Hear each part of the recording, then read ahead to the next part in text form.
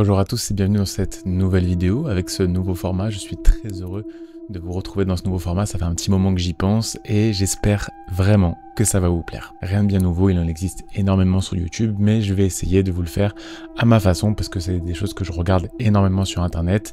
Ça fait un petit moment que j'ai envie de vous proposer ce genre de contenu, donc je vais m'y tenter.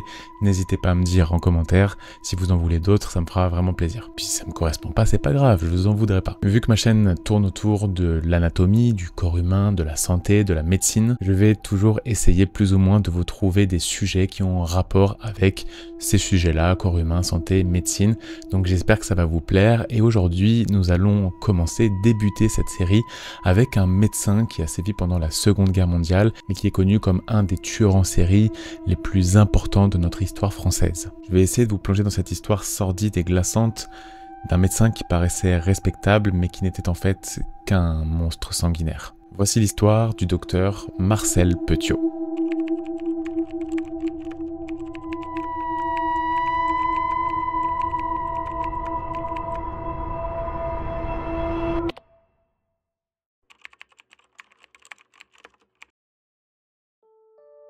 Marcel Petiot naît en 1897 à Auxerre, en France. Très vite, il se caractérise par son caractère étrange et son attitude perturbée.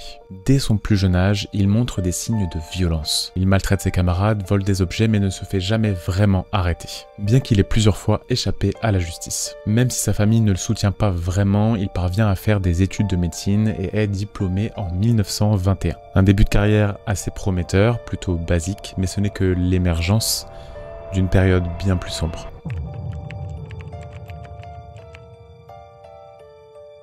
Il s'installe comme médecin généraliste dans la petite ville de Villeneuve-sur-Yonne, dans la région parisienne, mais des rumeurs commencent à circuler. Plusieurs de ses patients commencent à disparaître après avoir consulté chez lui. Des gens viennent, mais ne ressortent jamais.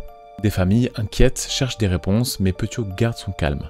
Il reste respecté dans cette commune. Le pire est pourtant à venir. Certains disent même qu'il profite de son métier pour faire des avortements illégaux et soutirer de l'argent aux victimes. Ok, il profite de sa situation, mais ce n'est qu'une toute petite partie du tableau. Petiot, manipulateur, se sent pousser des ailes et se sert de sa position pour se faire élire maire du village en 1927. Il est capable de charmer les foules, de donner l'impression d'être un homme généreux, respecté. Mais une fois au pouvoir, comme d'habitude, il détourne des fonds, vole de l'argent, vole des biens publics. Il prend même des meubles de la mairie pour les mettre chez lui, dans son cabinet, et profite de son poste pour semer encore plus de corruption. En 1931, il se fait enfin attraper et se fait destituer pour malversation financière. Mais cette chute n'arrête pas du tout sa carrière. Au contraire, il se réinvente dans un rôle bien plus sombre.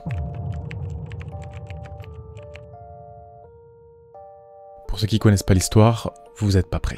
Lorsque la guerre éclate, Marcel Petiot saisit l'opportunité. La France est occupée, la population est dans la terreur, et les Juifs se font persécuter par les nazis. Petiot, lui, se fait passer pour un héros de la résistance, prêt à sauver les innocents. Il recrute des personnes désespérées, principalement des Juifs, et leur promet de les exfiltrer en Amérique du Sud. Ce qu'il leur offre, c'est pas du tout la liberté. Il leur dit qu'il faut passer par un vaccin pour être évacué en toute sécurité, mais vous le sentez venir. C'est pas un vaccin. En réalité, c'est un poison mortel. Ceux qui acceptent disparaissent sans laisser de traces. Évidemment, s'il n'y avait que ça, sauf qu'en échange, il leur demande des grosses sommes d'argent, de lui remettre leurs bijoux, leurs objets de valeur, puis il leur administre le vaccin. Une fois que ces victimes sont mortes, Petiot ne se contente pas de les voler. Il va découper leur corps, les brûler dans sa chaudière et ou les cacher dans son appartement. On ne sait pas quel genre d'expérience il a fait, est-ce qu'il les a aussi mangés? En tout cas, ce qu'on sait, c'est que dans les pièces où les corps brûlaient, où les personnes souffraient, il y avait un Judas par lequel il pouvait regarder pour observer ses victimes en train de souffrir, tout simplement. Et évidemment, il n'est pas si bête que ça, les restes humains sont dissimulés de sorte à ne jamais être retrouvés. Petiot transforme son cabinet en un véritable charnier où l'odeur des cadavres commence doucement à s'échapper vers la rue. Mais pour le moment, personne ne semble soupçonner l'horreur qui se cache derrière les portes de son hôtel particulier. Ce qui va entraîner sa chute, c'est le nombre. Au bout d'un moment, les familles des victimes commencent à se poser des questions sur la disparition de leurs proches. C'est là que la police entre en jeu. Les enquêteurs sont sur la piste, mais Petiot est assez habile, intelligent et sait comment manipuler la situation pour ne pas se faire prendre. Évidemment, la situation de guerre est extrêmement propice à tout son petit jeu, et donc qu'en plus il essaye de laisser aucune trace de ces faits, il va orienter les soupçons vers d'autres coupables comme les nazis par exemple. Il réussit même à faire croire que les juifs qu'il a exfiltrés se sont fait arrêter par les autorités allemandes. Il est malin, mais l'étau se resserre quand même. Le piège qu'il tisse autour de lui est d'une perfidie extrême, et pendant plusieurs années, il continue ses meurtres en toute impunité.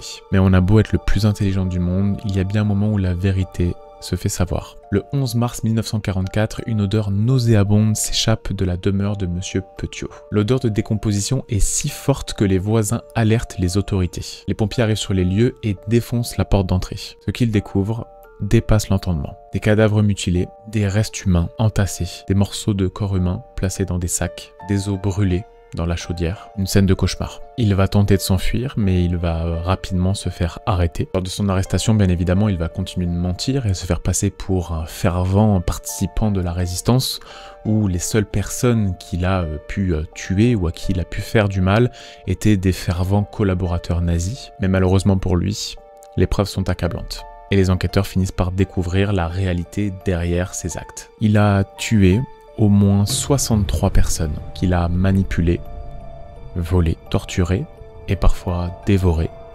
sans aucun remords.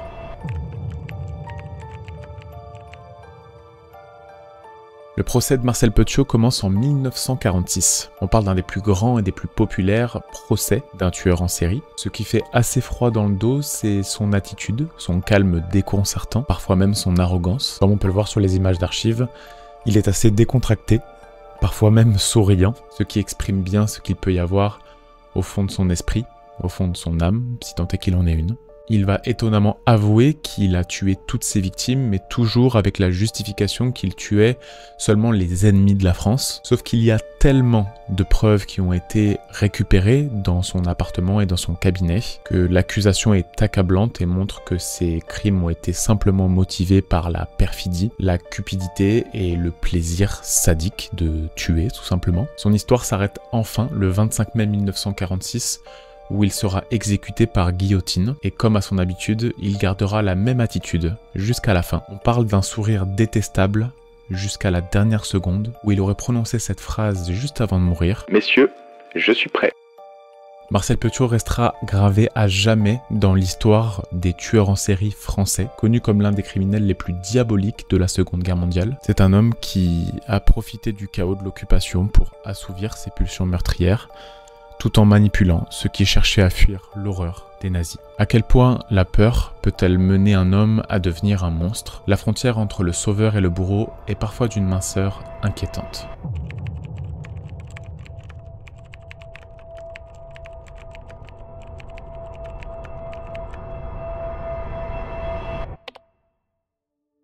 Merci beaucoup d'avoir suivi ce premier épisode, en tout cas j'espère qu'il vous aura plu, n'hésitez pas à me le faire savoir en commentaire. J'avais l'idée par exemple d'en faire à peu près une par mois, donc si jamais ça vous intéresse, il y en aura d'autres, vous inquiétez pas. Allez, prenez soin de vous, ciao.